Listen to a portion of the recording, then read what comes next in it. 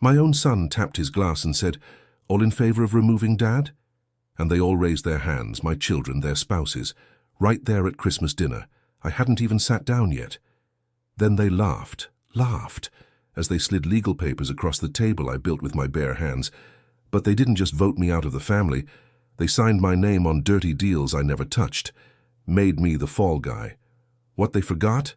Margaret taught me to save everything, every ledger, every photo, every date. And when the news broadcast started that night, well, let's just say they weren't the only ones with a surprise coming.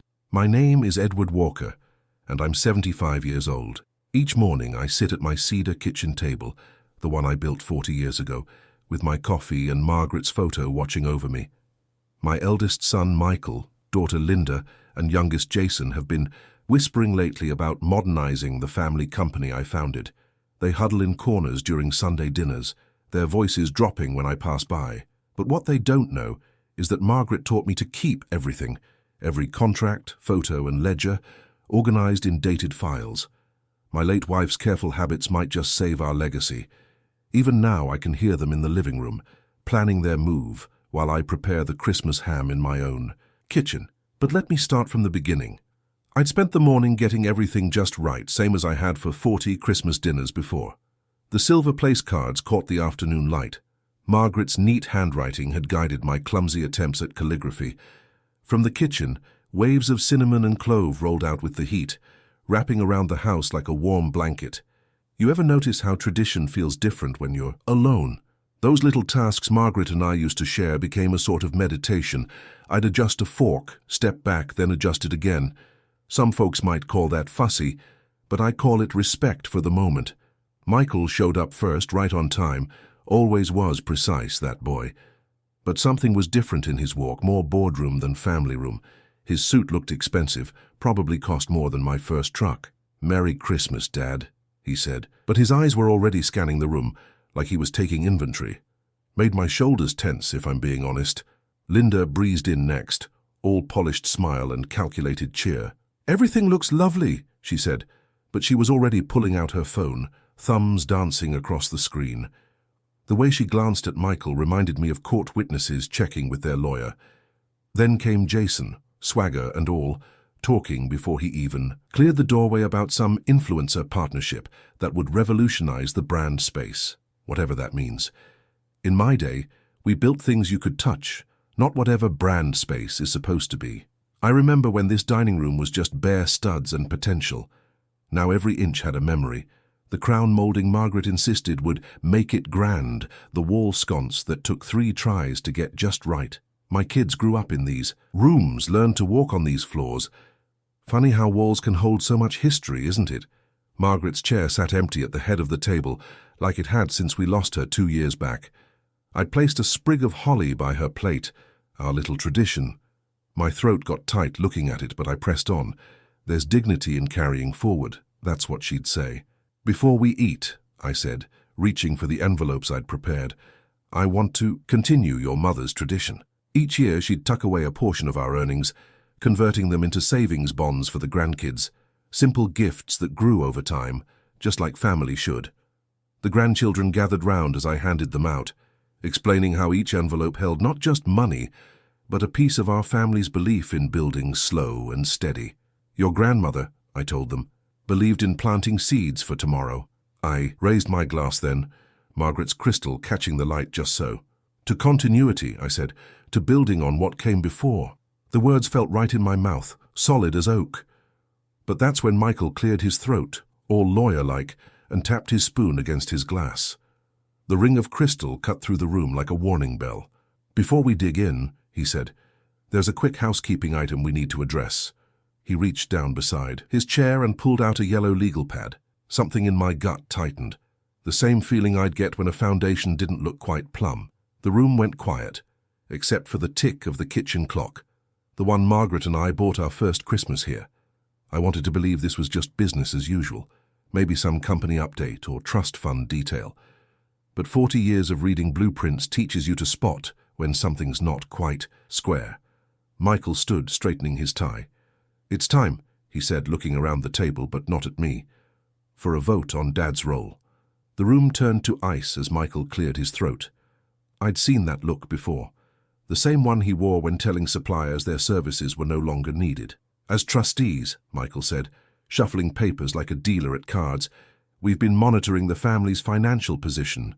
Given current market conditions and regulatory requirements, we need to streamline our decision-making process.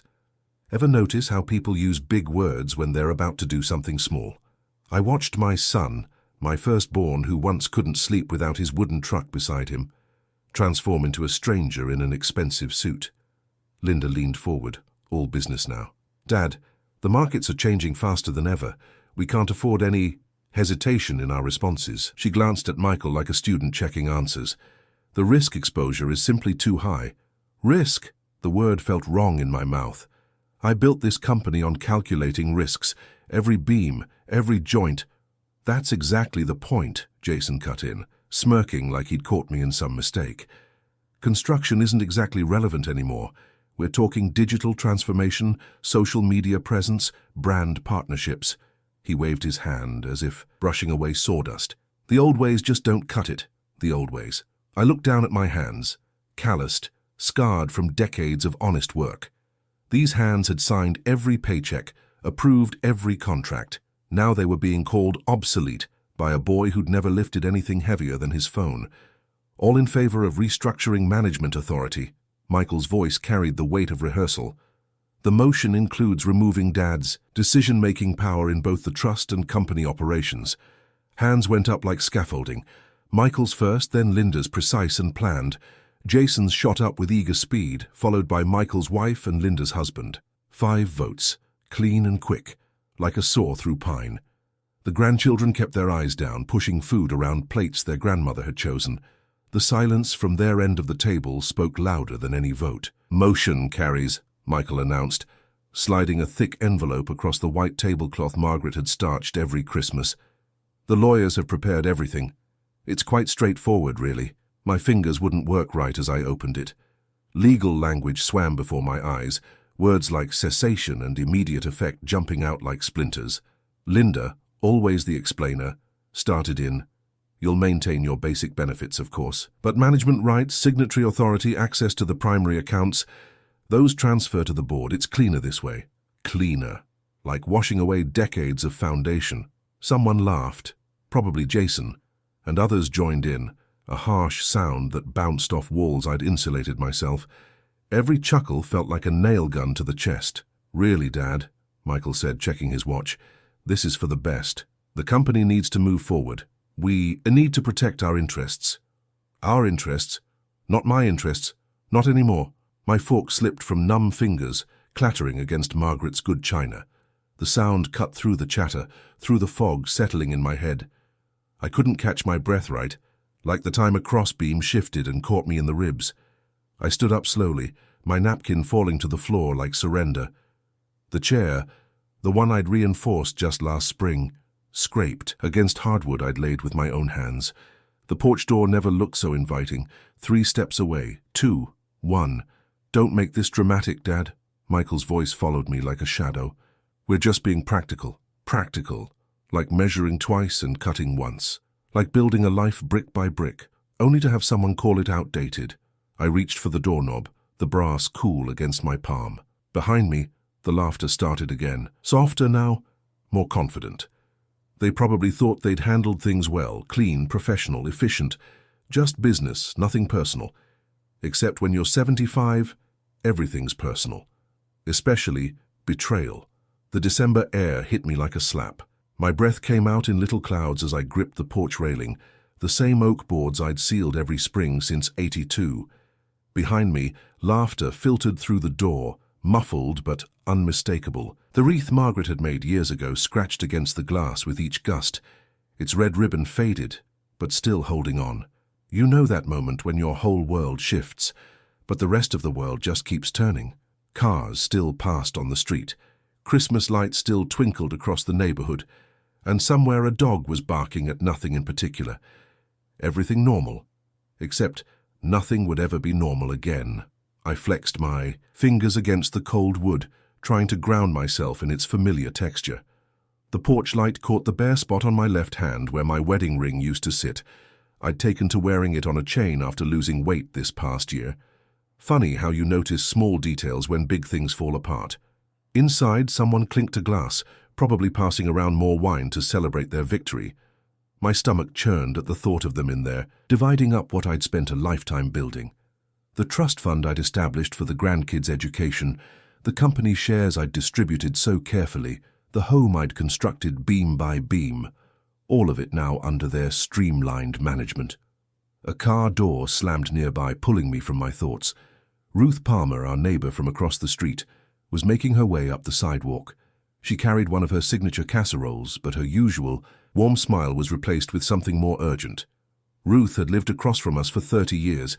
She'd brought soup when Margaret was sick, watched our cats during vacations, and knew our family's rhythms better than most. "Ed?" she called out, hurrying her steps. Her practical shoes crunched on the frozen grass as she cut across the yard. I was just heading over with this, but she stopped short at the bottom of the porch steps, looking from Eeyore, me to the front door and back again. "Did you see the news just now?" I shook my head, noticing for the first time the blue flicker of television screens through nearby windows. Several houses on our street had their living room curtains drawn, but that telltale glow spilled out anyway. Channel 7's evening broadcast, probably. Most folks around here watched it religiously at 8. "What about the news?" My voice sounded strange in my ears, hoarse like I'd been breathing sawdust. Ruth shifted the casserole to her hip, her winter coat rustling. "Oh, Ed." Her eyes held that mix of concern and something else, the look people get when they know something you don't, but aren't sure they should be the one to tell you. Behind me, through the front window, I could see the familiar dance of TV light playing on our own living room ceiling. The remote would be on the coffee table, right where I'd left it before dinner, before everything changed. "You need to see this," Ruth said, her voice dropping lower despite the distance between us and the house. Channel 7 started a segment on the Walker Company. My hand found the door handle again. It turned with the same smooth action it always had. I'd replaced the mechanism myself just last month when it started sticking. Some things you fix out of habit, even when the foundation's crumbling beneath you. Ruth took a step forward, still clutching her casserole like a shield. "Ed, wait, maybe we should—" But I was already pushing the door open, my feet carrying me back into the warmth. The laughter from the dining room faltered as I passed through, heading straight for the living room and that waiting remote control. Behind me, Ruth's footsteps followed, tentative but determined. "Channel 7, she repeated, softer now, started a segment on the Walker Company. The TV screen flickered to life, and there they were, my children, all smiles and handshakes. Michael cutting a red ribbon outside the new Walker building downtown, Linda presenting an oversized check to the Children's Hospital, Jason beaming at a groundbreaking ceremony, that gold watch I'd given him for his 30th flashing in the sun. "In a developing story," the anchor began, her professional tone carrying a hint of predatory satisfaction, "the Walker Family Development Group is under federal review for financial irregularities spanning the past 18 months. The room tilted. I grabbed the arm of Margaret's old reading chair, the one I couldn't bear to move after she passed, and lowered myself into it. Ruth's hand found my shoulder, steady and warm. The screen split into graphics, flowcharts, account numbers, property deeds. Terms like Shell Corporation and suspicious transfers scrolled beneath footage of my children accepting community leadership awards. "Sources close to the investigation," the anchor continued, "indicate unusual patterns in both charitable giving and land acquisitions, with multiple properties changing hands through a series of apparently coordinated transactions." My throat went dry as they showed aerial footage of the Riverside development, the one Jason had been so proud of last summer, except now they were highlighting a web of paper companies and inflated valuations. The numbers made my head spin. You ever have one of those moments where the past reassembles itself and suddenly all those little odd bits make perfect sense? All those whispered conversations, the rushed signatures, the way they'd steered me away from the quarterly reviews. "Let us handle the paperwork, Dad. You've earned a rest." A rest. Right. Ruth's casserole was giving off a comforting smell of chicken and herbs, but my stomach clenched against it. The thought of food made me want to be sick. On screen, they were showing more footage. Michael at a charity gala, Linda accepting a Business Leader of the Year award, Jason cutting another ribbon. For a split second, I considered letting it all slide, just walking away quiet, letting them handle their mess. They were still my kids, after all. Margaret and I had raised them, changed their diapers, kissed scraped knees. Maybe protecting the family name was worth swallowing my pride. The sharp knock at the door made both Ruth and me jump. "I'll get it," she said, but I waved her off. My legs felt wooden as I crossed to the front door, but I managed. The handle turned, and there stood Charlie Benson, looking like thunder in his cardigan. "You seeing this?" he demanded, shouldering past me with a manila folder tucked under his arm. Charlie had been my accountant and my friend for 40 years. He'd helped set up college funds for all 3 kids, handled Margaret's estate after she passed. These days he was retired, same as me, but that didn't stop him from keeping his fingers in the pie. "Charlie," I started, but he was already spreading papers across my coffee table, right in front of the still-running news broadcast. "Look," he growled, jabbing a finger at one document after another. "These are ledger scans from the trust accounts. See these signatures? That's your name, Ed. Your name on transfer authorizations you never signed. Your name on shell company registrations. Your name all over this mess." The room seemed to shrink. I stared at the papers, at my signature reproduced with eerie accuracy. They forged. Damn right they did. Charlie's wire-rimmed glasses caught the TV's glow as he turned to face me. "And here's the kicker. The feds are closing in. There's an audit deadline in 60 days, and guess whose name is on all the dirty paperwork?" Ruth gasped softly from somewhere behind us. I just kept staring at those signatures, at my name attached to actions I'd never taken, decisions I'd never made. "If you stay quiet," Charlie said, his voice dropping lower, "this whole thing lands on you. They've set you up as the fall guy, Ed. The audit will pin every bit of it straight to your chest." The next morning I sat at my kitchen table watching Charlie arrange papers in neat piles. 3 coffee rings stained the wood between us, evidence of a night spent parsing through memories and mounting anger. Ever notice how the world looks different after a sleepless night? Everything gets sharper, like you're seeing through newly cleaned glass. "Here's what we know," Charlie said, tapping his pen against the first stack. "They've been moving money around since early '09. That's when the signatures started showing up on those transfer documents." I nodded, remembering that spring. Margaret had still been with us then, arranging her Easter centerpieces and insisting on photographing every family gathering.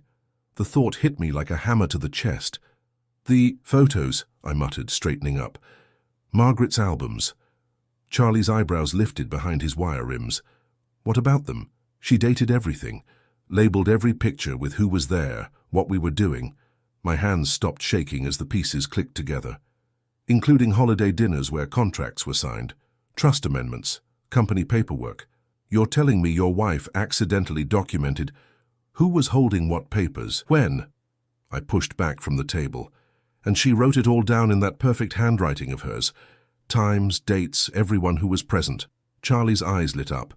He'd known Margaret almost as long as I had, understood her dedication to detail. "Where are these albums?" "Hall closet. But that's just the start." The fog of humiliation was burning off, replaced by something steadier. "I've got every ledger since '85 in the garage. Original. Contracts in the safe. Tax records going back 3 decades. Jesus, Ed." Charlie was already on his feet. "You never threw anything away, did you?" "Margaret wouldn't let me." The memory brought a thin smile. "Said you never know when you might need old papers." Smart woman. Charlie gathered the scattered documents into his folder. "We've got 60 days before the audit finalizes. That's our window to prove these signatures aren't yours and track every dollar they moved." I glanced at the TV where the morning news was running a preview scroll. Walker Group investigation, new details at 6. My chest tightened, but not with fear this time. "We'll need boxes," I said, heading for the hall closet. "And Margaret's good pen, the one she used for labeling." Charlie chuckled. Always did love her organizing systems. The albums were right where I knew they'd be, each one marked with her careful script. Opening the first one, I found myself staring at Christmas '09. There was Michael standing by my desk with papers in hand. The caption read, "Michael showing Dad the new trust arrangement, December 25th, 2009, 2:15 p.m. "Got your proof right there," Charlie said over my shoulder. "That's not your signature on those transfer forms from the same day. You were across the room." The garage waited, its morning chill seeping under the door. I could picture the stacks of bankers' boxes, each one filled with records I'd kept because my wife insisted, because Margaret believed in keeping track, in having proof. "We start with 09, I said, reaching for my coat. "Work forward from there." Charlie nodded, tucking the albums under his arm. "Time to show them what real paperwork looks like." The key turned in the garage lock, metal cold against my fingers. Through the kitchen window, I could see the TV still running, Channel 7 promising their evening update. Let them dig. We had our own investigation to run. I hit the garage light switch, illuminating rows of white bankers' boxes, each one labeled in Margaret's hand, each one a piece of ammunition I hadn't known I'd need. My children thought they'd stripped me of power, but they'd forgotten who taught them about keeping records in the first place. "Start with 09, I repeated, stepping into the cold concrete space. The familiar scent of cardboard and old paper filled my lungs. Behind me, Charlie was already rolling up his sleeves. Charlie slapped the notice onto my kitchen table, right next to our growing pile of evidence. "Here's our timer, Ed. 60 days until they lock in their findings." My coffee had gone cold, forgotten during our morning deep dive into the garage archives. 2 months to prove I'm not their fall guy. More like 7 weeks now. Charlie pulled out his date book, the kind with paper pages just like I still used. "We need a system. Can't just throw documents at them and hope something sticks."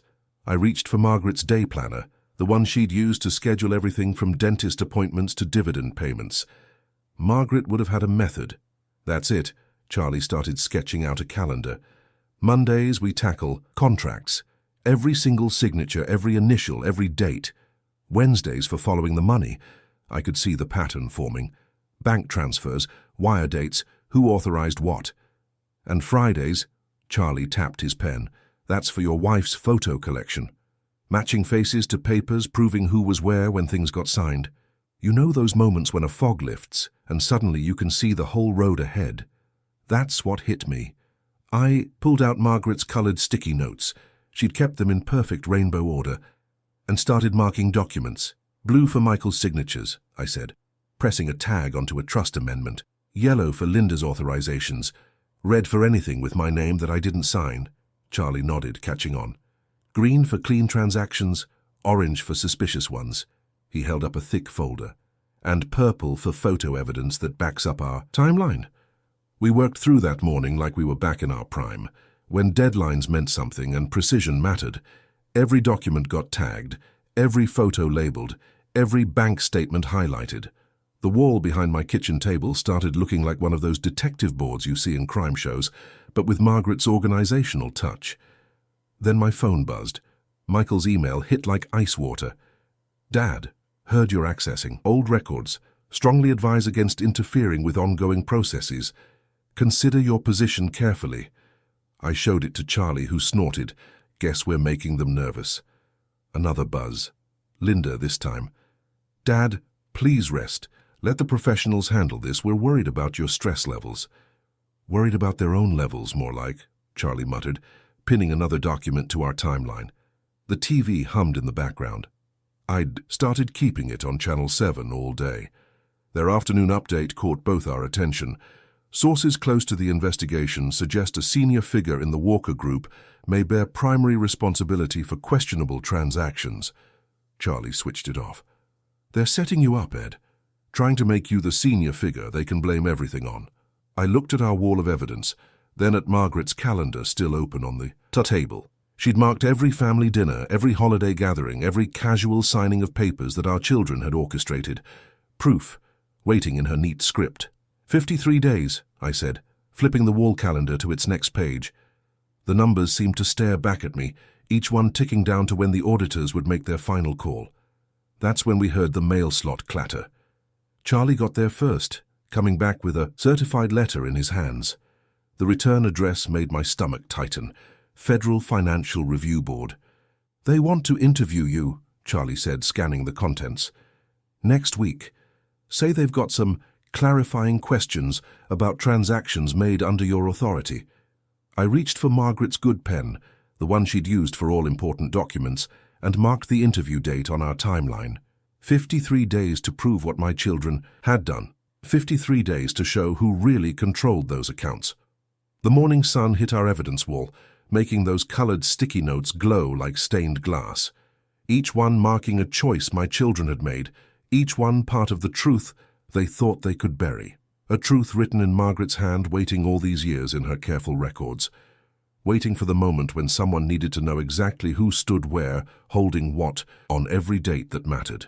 The next morning I sat at my kitchen table, the one Margaret and I had picked out 30 years ago at that little shop downtown, and stared at the certified letter. Charlie'd gone home to grab some files, leaving me alone with government letterhead that felt heavier than it should.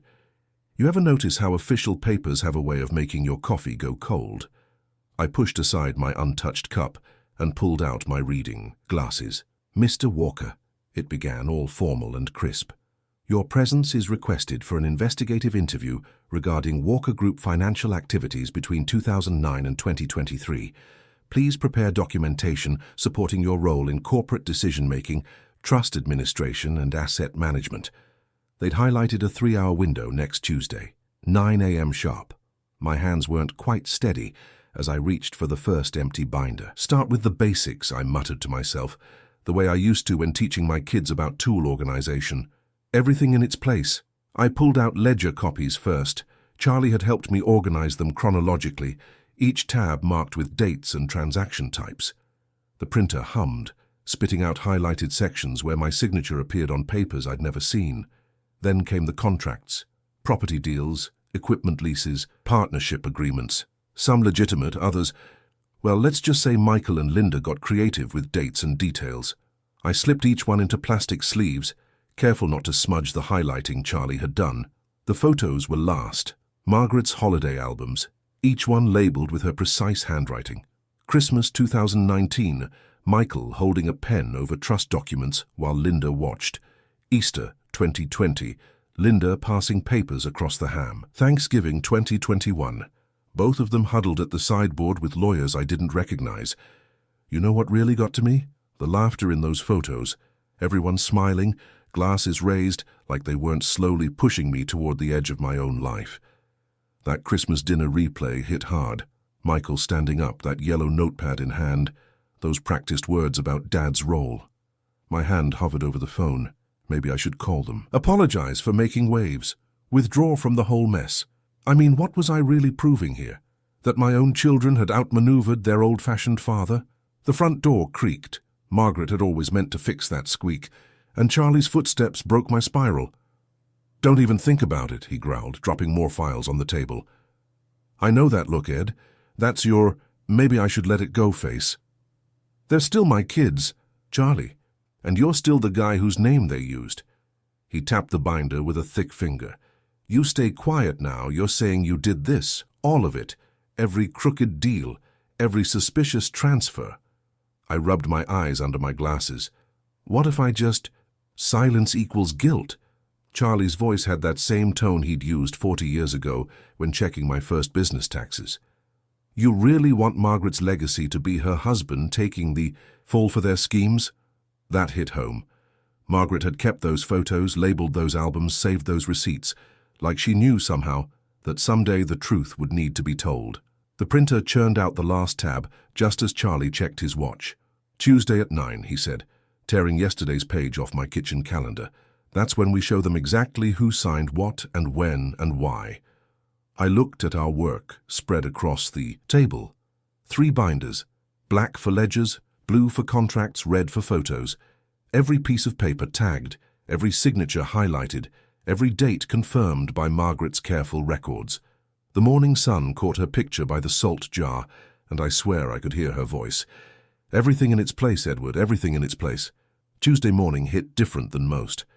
I'd been up since 4, double-checking tabs and testing my printer's ink. Levels like some old habits die hard. You know how it is when you're waiting for something big. Time does this funny dance between crawling and sprinting. The kitchen clock showed 8:45 when Charlie pulled into my driveway. He had on what he called his court suit, the navy one he kept pressed for special occasions. Made me glad I'd dug out my own good jacket, the one Margaret always said brought out my eyes. "Ready?" Charlie asked, helping me carry the binders to the dining room table. "As I'll ever be." My voice was steadier than I expected. Funny how preparing things properly can settle your nerves, just like laying out tools before a big construction job. At exactly 9, 2 sharp knocks hit my front door. The agents, one tall woman with steel-rimmed glasses and one shorter man with a military haircut, introduced themselves as Reynolds and Martinez from the Federal Audit Division. "Coffee?" I offered, remembering Margaret's rules about hospitality. "Just made fresh." "No, thank you," Agent Reynolds said, setting up a small voice recorder. "Mr. Walker, we'll be recording this conversation. Do you understand and consent?" I nodded, then remembered to say yes clearly for the record. Charlie sat quietly beside me, legal pad ready. "Let's begin with your role in the Walker Group," Martinez said, clicking his pen. I kept my voice even, just like when explaining building specs to clients. "I founded Walker Construction in 1975, which became Walker Group in 2003. I'm listed as Chairman Emeritus, though my actual involvement ended this past Christmas." "Ended how?" Reynolds asked. "Family vote removed me from operational control." No bitterness in my tone, just facts, like reading a measuring tape. That's when I opened the black binder. "These ledger entries show wire transfers I supposedly authorized." I pointed to highlighted dates. "But these photos," I pulled from the red binder, "show where I actually was those days. Here's me at my grandson's baseball game when this $1 million transfer happened." Martinez leaned forward. "Who did authorize those transfers?" "Michael Walker's signature is here," I said, sliding over a bank document. "Linda Walker countersigned as compliance officer." For the next hour, we moved methodically through each piece. Every time they asked about a suspicious deal, I had Margaret's photos showing exactly who held the pen, who stood at the closing table, who smiled at the camera while signing away other people's money. "And this property flip in March 2022, Reynolds asked. "Jason Walker handled that one." I opened to the tagged page. He called it a brand partnership opportunity. The deed transfer shows his signature, though the profit went to an LLC I'd never heard of. The agents exchanged looks. Martinez tapped his clipboard. "Mr. Walker, who had access to the trust account passwords?" "After Christmas, they changed everything. But before that," I pulled out Linda's memo about updating security protocols. "The timestamps show when access changed." Reynolds adjusted her glasses. "And these charitable donations?" "Photo ops," I said simply, showing them newspaper clippings next to bank statements. Money went in, money went out, different accounts than what showed in the press releases. Charlie hadn't said a word, just kept taking notes. But I saw him nod slightly as the agent's questions shifted, from asking what I knew to asking who did what when. Around 11, Reynolds set down her pen. "Mr. Walker, these records," she paused, choosing her words carefully, "they significantly alter our understanding of liability flow." Martinez was already reaching for his phone. "I need to contact the U.S. Attorney's liaison. This transfers liability away from Edward Walker entirely."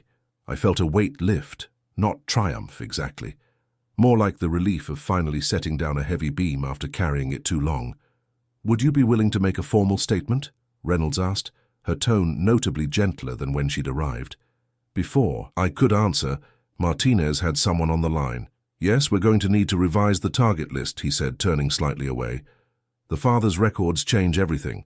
You know that moment when you wake up and can't quite remember if something was a dream? That's how I felt the morning after the auditors left, but the binders still spread across my dining room table proved it had all been real enough. I was stirring cream into my coffee. Margaret always said I used too much, but some habits die hard. When my phone buzzed, it was Charlie. "Turn on Channel 7. Now." The TV remote felt heavier than usual as I clicked it on. The morning anchor's face filled the screen, her expression serious beneath the bold red banner. "Walker airs under federal scrutiny." My coffee cup froze halfway to my lips. There was Michael on the courthouse steps, his tailored suit somehow less crisp than usual. The camera zoomed in as reporters thrust microphones at him. "Mr. Walker, can you comment on the federal investigation?" Michael's jaw tightened. I'd seen that same look when he was 7 and got caught stealing cookies. "No comment at this time," he said, pushing through the crowd. They cut to footage of Linda trying to slip into her car, designer sunglasses not quite hiding her face. She'd worn those same glasses to Margaret's funeral, I remembered. The reporter's questions followed her. "Ms. Walker, what about the suspicious wire transfers?" Then came the contrast shots that really twisted the knife. Jason on various charity stages, that practiced smile of his gleaming as he handed over giant checks. But now the anchor's voiceover had an edge. Questions arise about the true destination of these charitable funds. They showed Jason cutting ribbons at community centers, but he was nowhere to be seen in today's footage. Probably holed up in that downtown condo he bought last year, the one he'd bragged about at Thanksgiving dinner. "Remember these ceremonies?" Charlie's voice crackled through my phone speaker. "They're running all the old clips." "Hard to forget," I said. I was usually the one they asked to stay out of the photos, said it didn't fit their young, dynamic image. The screen split between past and present, my children beaming in pressed suits versus today's hasty retreats from cameras. The anchor's tone had shifted from the glowing praise I remembered to something sharper, more skeptical. "Got to admit," Charlie said, "there's something satisfying about—" "Don't," I cut him off. "This isn't about satisfaction." And it wasn't. Every time I felt even a hint of pleasure at their discomfort, I remembered Margaret's voice. "Dignity isn't what happens to you. It's how you handle it." The morning show switched to commercial, but the banner stayed. "Breaking news. Walker investigation deepens." "You watching the crawl at the bottom?" Charlie asked. I squinted at the scrolling text. "Tonight at 6, exclusive report on Walker Group financial dealings. Emails reveal pattern of—" "They've got the emails," Charlie said, letting out a low whistle. I thought of Linda's careful typing, all those messages about modernizing and streamlining operations. How many times had she copied me out of those threads over the years? Now every word would be picked apart on the evening news. The commercial ended, and the anchor was back, her professional smile just a touch predatory. "Stay with us tonight at 6 for our expanded investigation into the Walker Group scandal. We'll have exclusive details on email correspondence, wire, transfer records, and surprising evidence from an unexpected source, the family patriarch himself." I clicked off the TV. The silence felt right, like the quiet after setting down tools at the end of a long job. "You okay?" Charlie asked after a moment. "You know that level I used for 40 years, I said. "The one with the brass bubble?" "Sure. Thing about a level is it doesn't care who holds it. It just shows what's true." Charlie was quiet for a second. "That's one way to look at it." "It's the only way I can," I said, watching steam rise from my coffee. "Truth is truth. Let the bubble fall where it may." 2 days after the morning news hit, I was pouring my second cup of coffee when someone knocked on the door. Not the friendly tap of a neighbor. This was the sharp, official kind that means business. "Mr. Edward Walker?" A woman in a dark suit held up a badge. "Process server. You've been named as a witness in the federal investigation." She handed me a thick envelope. "Please sign here to confirm receipt." You ever notice how some moments feel like photographs clicking into place? That's what these summonses were, official stamps on everything we'd uncovered. I signed her clipboard with the same steady hand I'd used on countless contracts. "Charlie," I said into the phone a few minutes later. "They're moving fast. Grand. Jury's opening next week," he replied. "Just got word from my contact at the courthouse. Michael and Linda are both named." I glanced at the old family photo on my mantel. Christmas '92, everyone laughing around the dinner table. What about Jason? Still sorting through his involvement. But Michael and Linda, they're in deep. The auditors called that afternoon, requesting more documentation. I spent hours in my garage, where Margaret's organization system proved its worth again. Every photo was dated, every ledger tabbed. The smell of old paper and wood reminded me of teaching Michael how to sandboards in this same space, back when he was young enough to listen. "Mr. Walker!" The lead auditor met me at their office the next morning. She slid an affidavit across her desk. "We need you to formally verify these records." My pen hovered over the signature line. One stroke, and there'd be no turning back. But hadn't they already crossed that line at Christmas? I signed. Later that day, my phone buzzed with a number I recognized. Michael's lawyer, Dennis Chen, the same one who'd drafted that Christmas agreement. "Ed," he said, all smooth confidence, "let's discuss a family solution." "Dennis." I kept my voice level. "Interesting timing. Come on, Ed. You've made your point. But there's still a way to handle this, privately." Michael's prepared to be generous.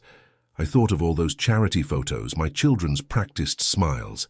"Some things can't be bought, Dennis. Don't be hasty. Think about—" I have been thinking. For years, actually. Good day, Dennis. That evening, Channel 7's promo caught my eye. Sunday at 8 p.m. From charity to cheating. The Walker Group investigation. They showed clips of those giant checks, then cut to serious-faced reporters poring over documents. My phone rang again, Linda this time. Dad?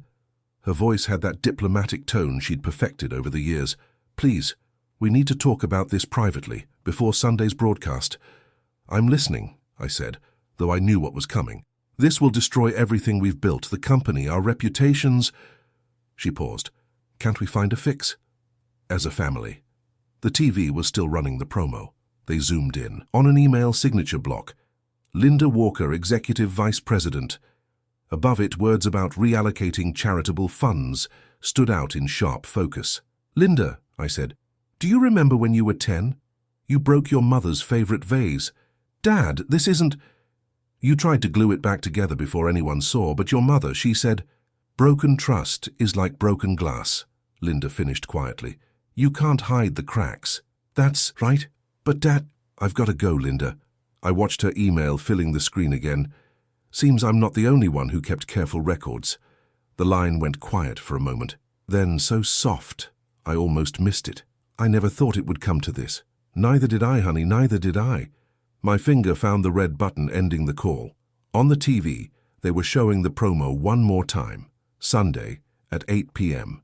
The truth in prime time, served up, with no place to hide. You know what's funny? For all those years I spent building houses, the most important thing I learned wasn't about wood or nails. It was about foundations.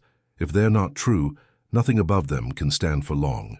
Sunday evening rolled in like any other, except this time I wasn't settling in for 60 minutes. Charlie arrived at 7:45 with a bottle of bourbon and 2 glasses. Figured you shouldn't watch this. Alone, he said, setting up on my coffee table. I nodded, grateful for the company. The familiar Channel 7 theme music started right on time. Good evening, the anchor began. Tonight, a Channel 7 special report, From Charity to Cheating. An investigation into the Walker Group's philanthropic initiatives reveals disturbing questions about where millions in donations actually went. My hands felt heavy in my lap. Charlie poured 2 fingers of bourbon. You ever notice how differently things look when you change the angle? Those glossy charity events they showed, I remembered them all. Jason center stage, that 1,000-watt smile as he handed over checks. Linda graciously thanking sponsors. Michael talking about community impact, in that measured voice he practiced. But now the station split-screened those moments with bank records, wire transfers, shell companies. In this footage from last May, the reporter said, Jason Walker presents a $500,000 check to the Children's Hospital Building Fund. The clip played, showing my youngest beaming under the lights. However, bank records show that within 48 hours, $475,000 was redirected through a series of accounts ultimately controlled by Walker family members. Charlie let out a low whistle. They've got the receipts. According to federal auditors, the voiceover continued, this pattern repeated at least 16 times over 3 years. They showed more splits. My children's camera-ready moments beside damning documentation. Each charitable announcement matched to a corresponding transfer. The math was brutal in its simplicity. What began as a federal review, the anchor explained, expanded when Edward Walker, the company's founder, provided extensive records. My driver's license photo appeared with text below, cleared in audit materials. I took a slow sip of bourbon. The burn felt right. Local reaction has been swift, the report continued. Cut to the Chamber of Commerce president. Effective immediately, the Walker Group's membership is suspended pending investigation. Then the United Way director. We're severing all ties and reviewing past joint initiatives. The Boys and Girls Club CEO. This betrayal of trust is unprecedented in our organization's history. One by one, former allies stepped away, the carefully built facade crumbling in prime time. Breaking news, the anchor cut in around 8:40. The Walker Group board has just concluded an emergency session. Jason Walker has been removed as Executive Director of Community Partnerships, effective immediately. They showed Jason leaving the building. That confidence finally cracked. No comment for the cameras this time. Just a quick duck into a waiting car.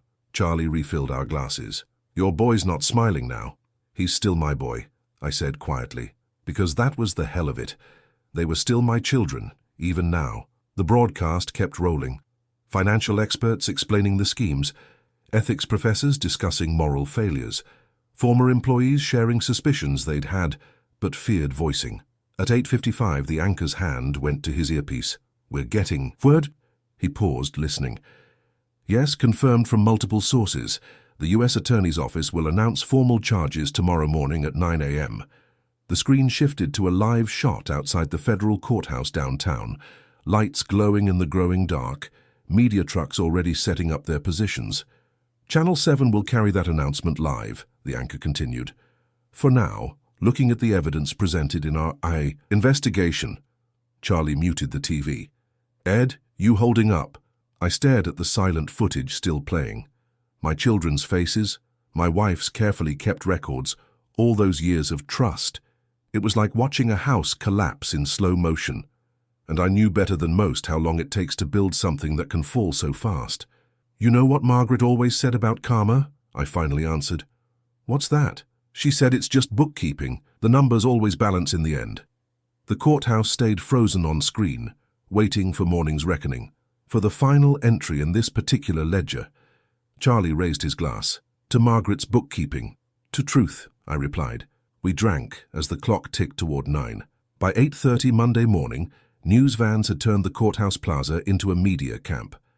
I watched it unfold on Channel 7's live coverage, while Charlie made coffee strong enough to stand a spoon in. "Breaking news," the anchor announced at precisely 9. U.S. Attorney Richard Martinez is approaching the podium. The prosecutor adjusted his microphone, papers steady in his hands. "Following an extensive federal investigation, my office has filed multiple criminal charges against Michael Walker, Linda Walker, and Jason Walker of the Walker Group." He detailed the counts: wire fraud, tax evasion, conspiracy. The list felt endless. "You need to hear this part?" Charlie asked. I nodded. Every word. The camera cut between the podium and my children entering through side doors with their lawyers. Michael's jaw was set. Linda's designer sunglasses couldn't hide her tension, and Jason's trademark smile had vanished entirely. "The evidence," Martinez continued, "reveals a systematic pattern of deception spanning multiple years. Charitable donations were redirected through shell companies. Tax documents were falsified. Trust accounts were manipulated."